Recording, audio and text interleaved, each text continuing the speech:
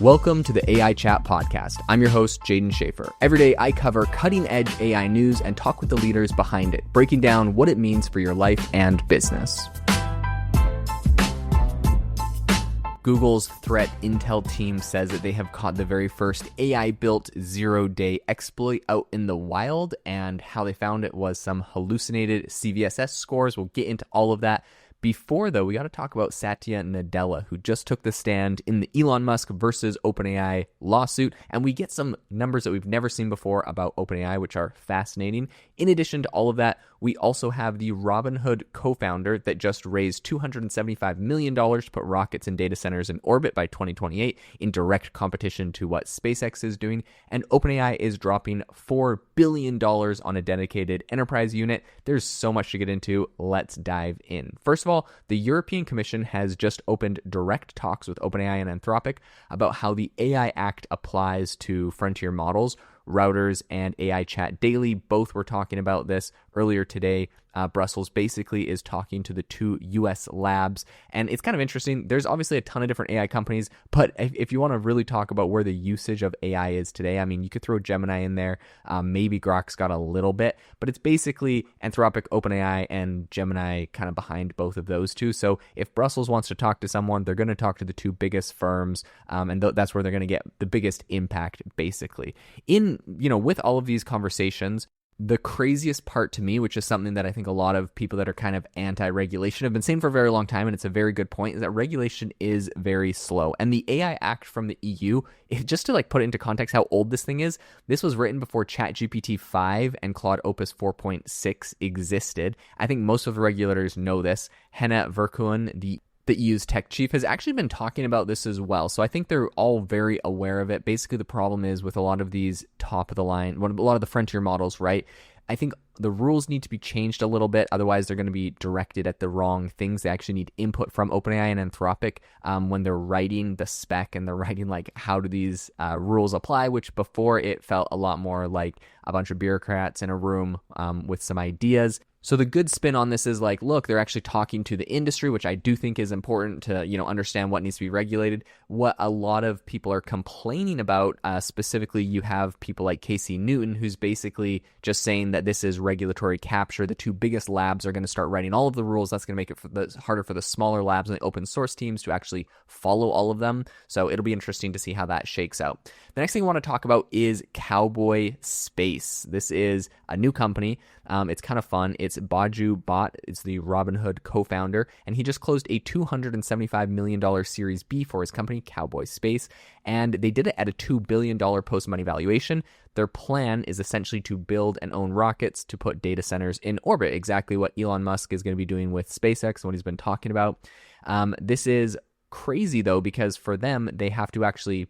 SpaceX is obviously very far along, I guess is what I'm trying to say. SpaceX has been doing rockets. They've perfected this for a very long time. And of course, $275 million sounds like a lot of money, but these are insanely expensive infrastructure to build, building the rockets, building the data centers. They had Index Ventures who led the round, and then they had Breakthrough Energy and Construct, IVP, and SAIC were all in this. The numbers on all of this is pretty crazy. Each satellite is supposed to mass 20 to 25,000 kilograms. And that delivers 1 megawatt of power, and it's going to carry just under 800 onboard GPUs, which is basically a small data center integrated into the rocket's second stage. So the first launch they do is going to be at the end of 2028. That's what they're kind of targeting. And they've already hired the former Blue Origin and SpaceX leads, and they are building their own engine, which is basically the hardest thing you can attempt in this business. That building the actual engine is very hard, but they've already hired people from Blue Origin and SpaceX. And to be fair, Blue Origin is kind of the Amazon spinoff, or not really Amazon, but the Jeff Bezos spinoff of SpaceX. And I think it's kind of cool. The more of these companies that come out, you have to basically grab employees from people that worked at the major companies. Those employees will move over to your company because you're able to offer them really great incentives, really great compensation, and beyond just the compensation, but you're going to actually give them, equity in the business. And so people that are maybe they joined SpaceX later on, they didn't get a lot of equity, they can go move over to one of these new startups, build something similar, use a lot of the information that they learned over at SpaceX, but now they have a bigger chunk of equity. This is how these markets get more mature. I'm actually really excited for this, and I think this is a great thing. The bet that's happening right now is that there is not going to be enough commercial launch capacity to scale orbital compute any other way by 2028. So they need these new companies to come out. That's what Bot is kind of saying here. Starship, of course, is going to be tied up with Starlink. Blue Origin's New Glenn just failed a payload in April, and ULA is backed up. So if you think that the compute demand curve is going to be real, then basically a failed payload is a big deal. And if you've been watching kind of the new orbital rocket programs for the last 5 years and the billions of dollars spent on them, you know that a lot of people are also skeptical of this. Either way, I'm really excited to have more competition in the industry, which is how these industries grow and we get some incredible products. Okay, the next thing I want to talk about is OpenAI's $4 billion enterprise unit that they have just put together. It's entirely focused on corporate AI development. It's basically its own group, and they're going to handle enterprise sales, integrations, professional services, all of this kind of, deployment engineering that big customers actually need. I think this is OpenAI kind of saying that, look, ChatGPT Enterprise isn't good enough as kind of just this side thing. We need an actual product organization for it. And what I think is great here is we've actually seen some other really, other big multi-billion-dollar deals that they've been doing with PE firms to kind of do something very similar, where they're, the PE firms are essentially the sales org. They have this big kind of org chart that they can go and deploy all of OpenAI's products into. And I heard a lot of people saying like, hey, they need to do this because they don't have a huge sales team. They don't have this big, enterprise sales structure. So if they partner with the PE firms, they can skip that and just get the products directly in. And yes, I think that distribution is important, but it doesn't, negate from the fact that they also need to build their own sales and kind of their own structure on how to actually deploy this. So that's what I think this is. This is where all of the money lives. And the thing that's interesting is the enterprise contracts that they'll be able to get through this organization. They're much stickier. They last for longer. They're higher margin than any of these kind of consumer subscriptions that you or I might be paying for $20 a month. When you have Microsoft and Salesforce and ServiceNow and Google, all of these companies have all been fighting for the same kind of market share as well. So it'll be interesting to see how they compete there. Microsoft, obviously, with Azure has been fighting for a lot of these same clients. So OpenAI feels like they're now getting out of just being the tool and using other people to sell them to now they're going to go directly to the customer and sell it, which will be interesting. Anthropic has already been winning a lot of those deals from their kind of safety positioning and other things for the last couple of years. And I think OpenAI is trying to basically, build up their war chest and go heavy into this area. There's also a lot of tension with Microsoft. Nadella's Copilot stack runs on OpenAI models. They also sell to the exact same Fortune 500 buyers. Sam Altman just stood up a unit that is basically going to compete directly with that channel. Dylan Patel on X called it the year Microsoft and OpenAI stopped pretending the relationship is frictionless. Honestly, I think that's a great tweet. Okay, let's get into the next story. Satya Nadella just took the witness stand on the Elon Musk versus Sam Altman, or really Elon Musk versus OpenAI trial. This is week 3 of the trial, and this is kind of something I think that will decide a lot of whether OpenAI is going to keep operating as a public benefit corporation or if it's going to, have to be a fully nonprofit like it was started. Elon Musk is seeking up to $150 billion in damages and the removal of Sam Altman and Greg Brockman from the company, which obviously he's got some big beef with them there. Those are some big claims, which he is kind of gunning for. Before Nadella came on the stand, all of the jurors watched a deposition from Michael Wetter, who is Microsoft's VP of Corporate Development, who put public numbers on some of the stuff we actually haven't really seen before from Microsoft and OpenAI's relationship. And one of the big things here is that Microsoft recognized $9.5 billion of total revenue from OpenAI life to date. So the total amount of money that they have pulled in, which is fantastic if you think about the $10 billion investment that Microsoft made a couple years ago. I mean, most of that has already been paid back in revenue as of September 2025. So even from then till now, there's probably even more. And there was about $13 billion in committed investments and Azure compute. So I think we all saw the big headline $10 billion, but they had done $1 billion before and they've done some after, and they've done a bunch of Azure compute. So I think all in all they were $13 billion in and they pulled $9 billion back. So Microsoft is almost paid off on that investment in not a crazy amount of time. I think we've never really had the clean ratio of exactly how much money was in all of that. I think that's roughly 73 cents of revenue on every dollar of commitment. And this is kind of just where they're at today because they still get royalties and they still get other things out of OpenAI going into the future. So, they should make good on that investment. The judge, who is Yvonne Gonzalez-Roger, told the Elon Musk team this morning that, quote, "We're in mud on the legal theory," which is tying the 2025 OpenAI recapitalization to a breach of Musk's original donation. That's what he's trying to, this lawsuit's all about, is he's like, look, they breached my original donation.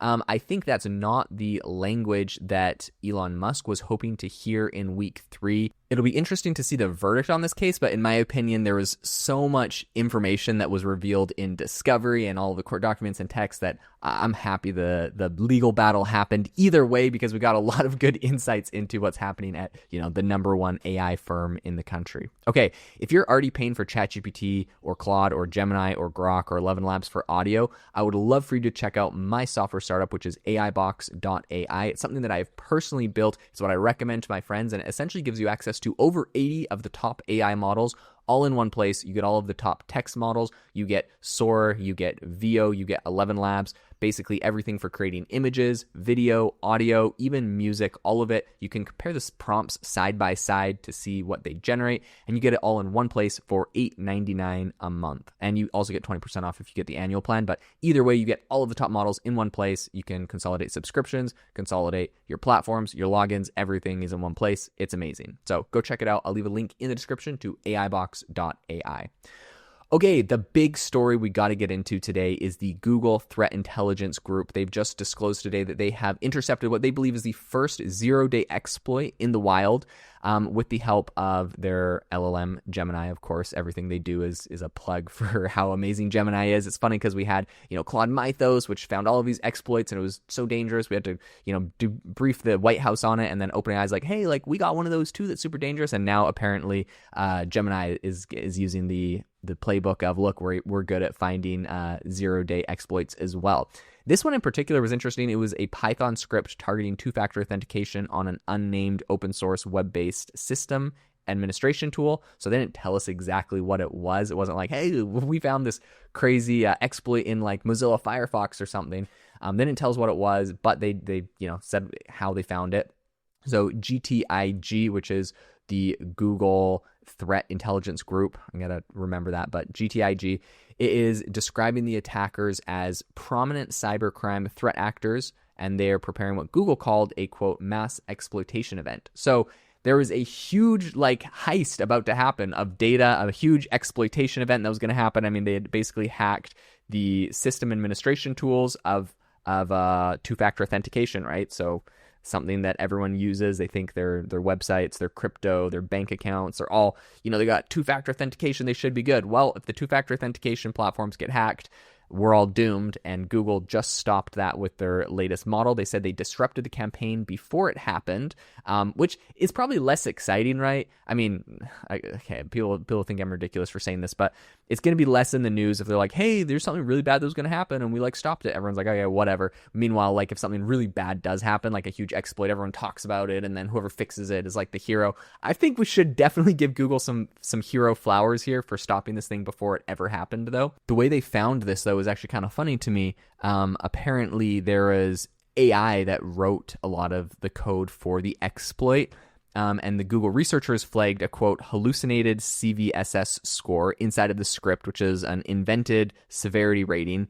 It's kind of like a wrong citation that chatbots make all the time, and it was sitting alongside what they called a structured textbook formatting. So the malware was written the way that ChatGPT writes, and it's going to have comments in the right places, variable names that look like a tutorial, and a fake reference to something that doesn't exist. Once you've spent any sort of time reading what ChatGPT actually spits out at you, you know that you kind of know what that looks like.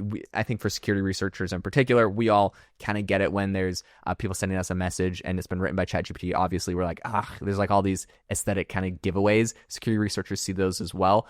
Charles Kamakal at Mandiant said on X, quote, it reads like a script kiddie copy-pasted Stack Overflow that hallucinated. Google said it, quote, does not believe Gemini was used. So Google's like, look, we found this exploit. Our AI tools are awesome for finding them. We don't think it was generated with Gemini. Everyone's kind of pointing at ChatGPT for what actually built this. There was one line in particular I wanted to highlight from Google in all of this. They wrote, quote, adversaries increasingly target the integrated components that grant AI systems their utility, such as autonomous skills and third-party data connections. I think this is exactly what shipping really fast in 2026, when we're talking about like agentic skills and browser using assistants and MCP servers and retrieval connectors, everything that I personally use every single day. Everyone is a new attack surface. Like, I think we do have to admit that, and they're getting mapped by attackers at the same time. Vendors are trying to put all of these things into production. Everyone wants to put out an MCP. I'm working on one for my startup, AI Box. So we're all trying to build them. Yuchen Jin posted this over on X. He said, the same week we ship the connectors is the week somebody will publish the exploit for it, which is terrifying. What I will say though, if you are vibe coding, if you're building tools with all of this, anything that touches LLMs in production, what I would do is spend the weekend re-auditing, going through every third-party connector that your agents call, look at the trust boundaries, look at the prompt injection surfaces, log everything that hits a tool call. I think this is going to become a category and not just like a single incident that happens. We will see this a lot. The people that are like any of us, if we want to survive here, if we want to be able to be successful and keep our vibe coded stuff up there and safe, we need to treat connector security as kind of a first class concern. So this is a very important thing for us. All right, guys, this is everything for the show today. Thank you so much for tuning in. If you enjoyed the episode, it would mean the world to me if you could leave a rating and review wherever you get your podcasts. I hope you all have an incredible rest of your day, and make sure to go check out aibox.ai if you want to get access to all of the AI models in the world in one place. Have a great day.